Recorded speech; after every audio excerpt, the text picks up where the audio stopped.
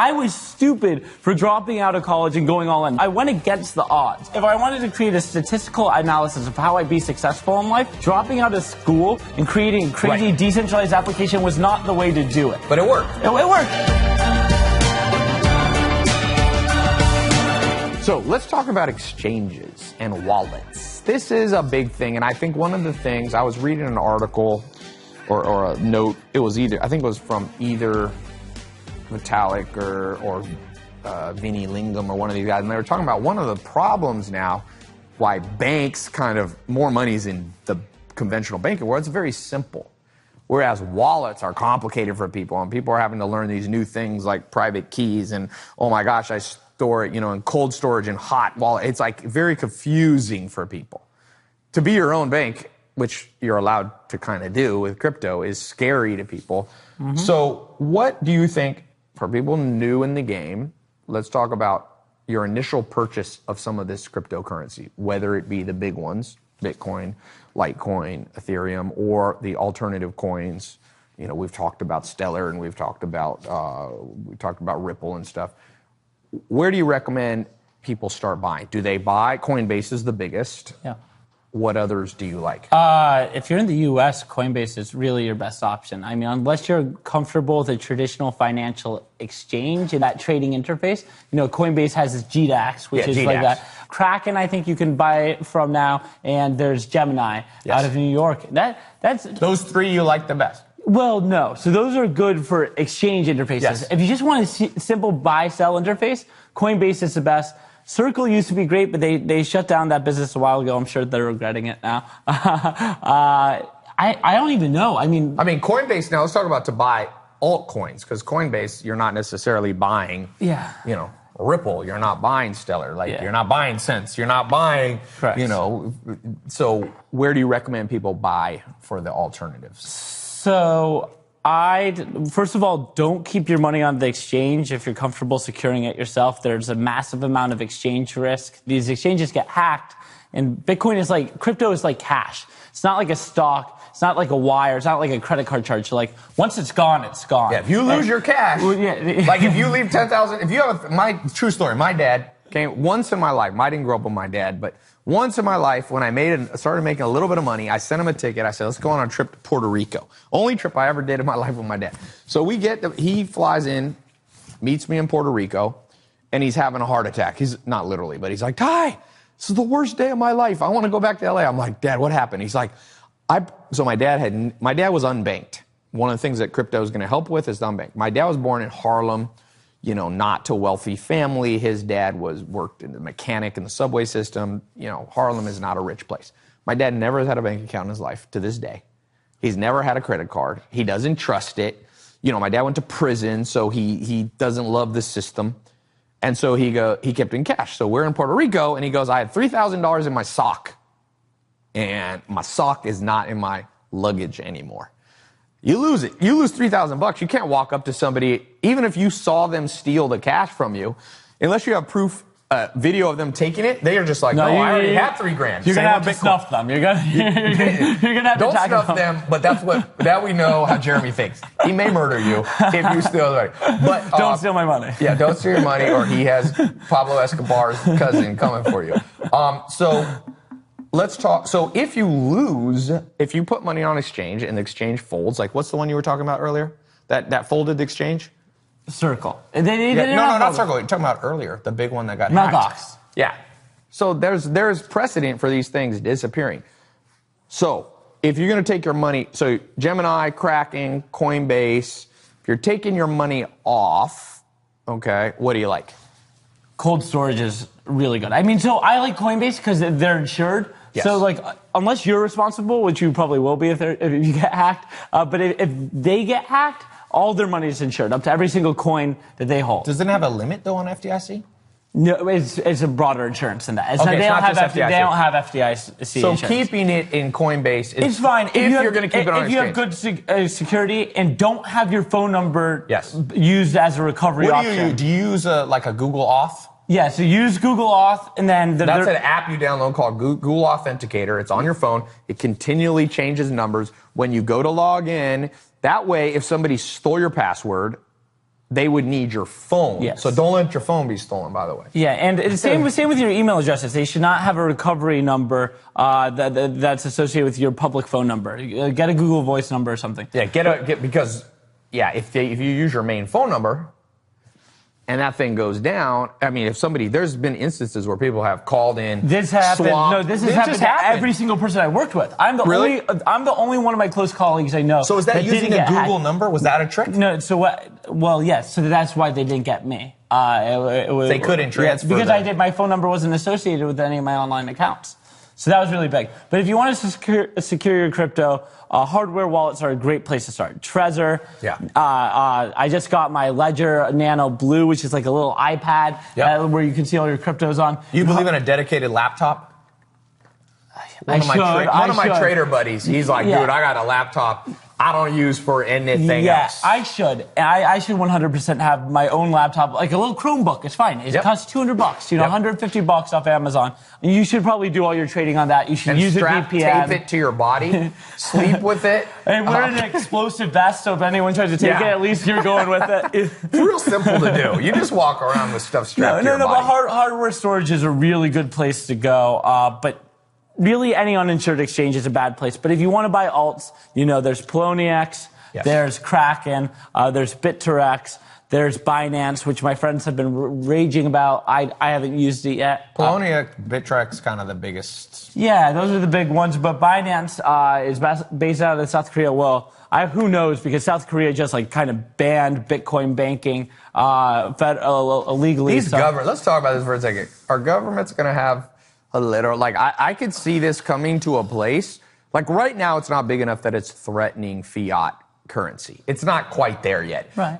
It's small. Well, in some countries, Venezuela, Zimbabwe, it does, 100%. Yes, but Zimbabwe is in chaos. Yeah. So is Venezuela. Yes, Venezuela, but Venezuela is even this massive dictatorship. But Venezuela's kind of embraced it with their own coin, Petro coin. Oh, that's crazy. Who knows what that is? I don't recommend buying anything put together by the Venezuelan government. Government issued It's called cryptocurrency. the dictator coin. Yeah. Who wants a Joseph Stalin coin?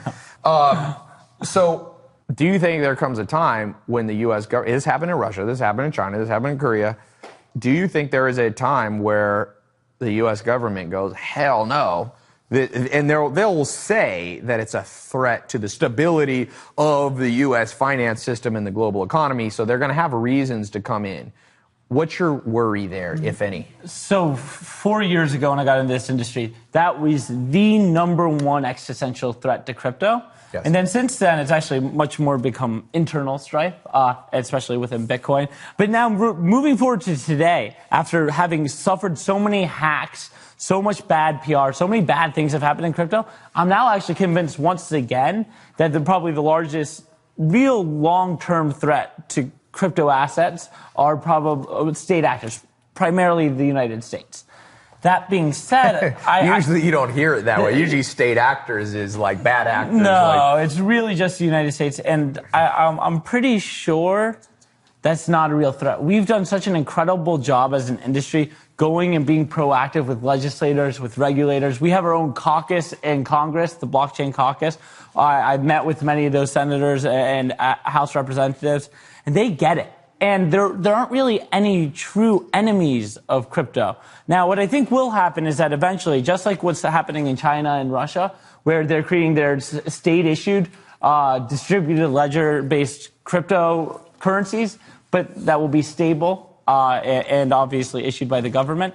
I think we'll probably see that in the U.S. Janet Yellen said that they had... That was yesterday or a couple days ago. Well, yeah, a little while ago, Janet Yellen repeatedly actually said that the government had to explore a blockchain or distributed ledger-based dollar. But that's much, much different than a cryptocurrency. Yeah. Cryptocurrencies are totally public, auditable. Usually they're floating. These are state issued and are actually much scarier than the currencies that we have today because they're like big brother coins. Yes. Because, with the Bitcoin blockchain, you have a publicly auditable history of every single transaction that's ever occurred.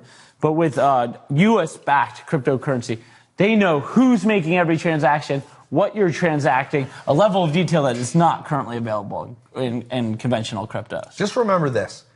If you could go back in history, a time machine, year by year back, and listen to the predictions that were made each year, predictions are somewhat of a fool's game. And when you meet people, this is why it kind of pisses me off. What was the big banker, Jamie Dimon. Jamie Dimon. These people making these definitive claims are just idiots. Yeah, now, he's probably not an idiot. He probably has some... Jamie Dimon's very smart. Yeah, but he has some underlying... He's protecting his own interests. Yeah, but that's still bullshit. Yeah, I don't like that. Look, he got these motives. He is a publicly traded company. He has to maintain shareholder value. Yeah, but just shut up about it. If you like, don't lie. Don't be like, oh... I mean, but you look at... And he's backtracked. Yeah, he's like, oh, baby... He goes back and forth. Don't listen to bankers and their opinion on Bitcoin, unless they like it, and then you can listen to them. No, but don't listen. Hey, this is one thing I like Charlie Munger, a business partner of Warren Buffett, billionaires. They said, beware of extreme ideologies. When you meet people who say, a Bitcoin will be at 1 million tomorrow, buy today, they're probably wrong. It's too extreme of an ideology. When you meet people who say, oh, Bitcoin will crash and this is the next tulip mania, which people don't know what tulip mania. First of all, tulip mania in the 1700s, tulips had very little utility. It wasn't storable. It didn't have finite number of circulation like Bitcoin. It's not a good analogy. No. So why be at the extreme? Why not be in the middle? That's how intelligent people talk. Yeah, know what you don't know. I don't even claim to be an expert on this stuff. There is no... You know one of my biggest things that pisses me off? Like, now I'm posting a little more on my Twitter and stuff, and I have a pretty big Twitter following, so I get to have every weirdo in the world reply, and people are like... Ty, you're new to this. And I'm like, how fucking long have you been in it? 2 years. Since 2016. Whoa, you are a fucking OG of money. Just because the shit's gone up in the 1 year, you didn't have shit to do with it. Did you build the fucking blockchain technologies that is going? No.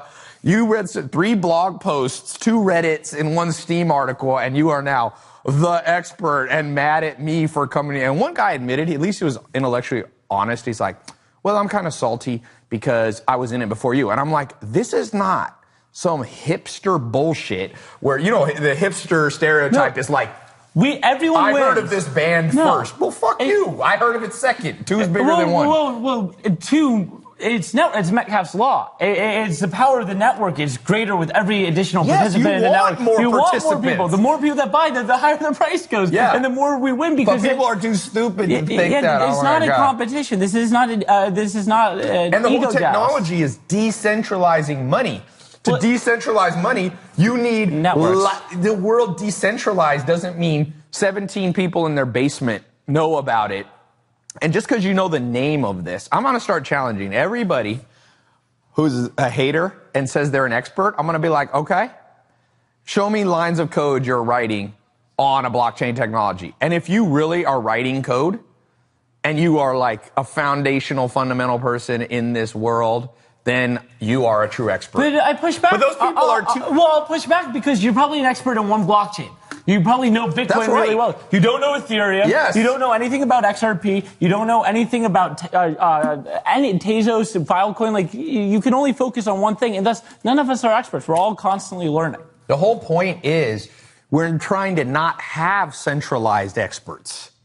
That's like the banking system. You shouldn't rely on experts. I mean, that's the whole idea of Augur. It's instead of relying on one person, you have thousands of people putting their money... crowdsourced decision making. Yeah, you have thousands of people... Collaborative intelligence is the technical word People for putting their money where their mouth is. I hate talking heads because they're never willing to put money down on what they're saying. It doesn't matter. Oh, yeah. You have to put your money down. Think about sports. You get these people, like, I like basketball, and you get these people like, oh, Lonzo Ball's a bust, or Brandon Ingram of the Lakers a bust. I'm like, and then when they're not a bust, take Brandon Ingram, all of a sudden those same talking heads are like, I love Brandon Ingram. I'm like, dude, it's not how the game goes. Predictions are for fools. You can only play statistical odds. You can say, for example, when I look at Lonzo Ball, or when I look at Brandon Ingram, or when I look at LeBron, I'm not seeing the statistics backing up, but who knows, maybe it'll change. That's how intelligent people talk. Like, even I was listening to how you talked about, let's say, IOTA or Steam, which you're not necessarily super bullish on,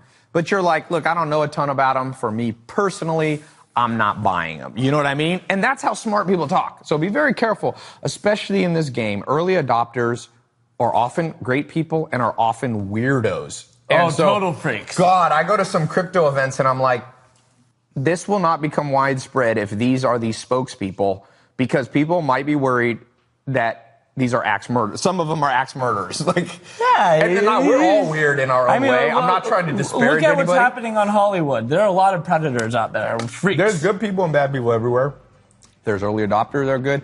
My point is, simply being an early adopter doesn't give you some special entitlement to be more able to talk about this than anyone else. The earlier someone got into crypto, the stupider they were, because the probability of this shit working out was so low back then. It's just like I was stupid for dropping out of college and going all in. I went against the odds. Yep. If I wanted to create a statistical analysis of how I'd be successful in life, dropping out of school and creating a crazy decentralized application was not the way to do it. But it worked. It worked. So you laugh last. But I'm not here like making fun of anyone for not being in crypto when I got in. I made a choice because I was so philosophically driven to what I was doing, but it was not because I wanted to be better than anyone else.